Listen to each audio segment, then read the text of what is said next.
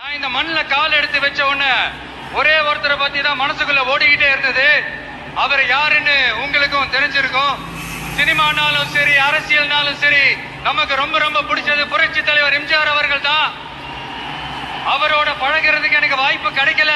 ஆனா அவரை மாதிரியே குணம் கொண்ட என்னுடைய அண்ணன் புரட்சி கலைஞர் கேப்டன் விஜயகாந்த் அவர்களோட பழகிறதுக்கு எனக்கு நிறையவே வாய்ப்பு கிடைச்சது.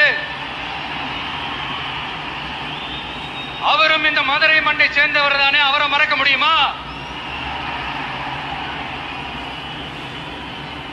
தமிழ்நாட்டு மக்கள் உணர்வுபூர்வமா உண்மையா நம்ம பக்கத்திலே நிக்கிறவங்க, அதுக்கு ஒரு மிகப்பெரிய அடையாளம் தான் இந்த மதுரை மண்.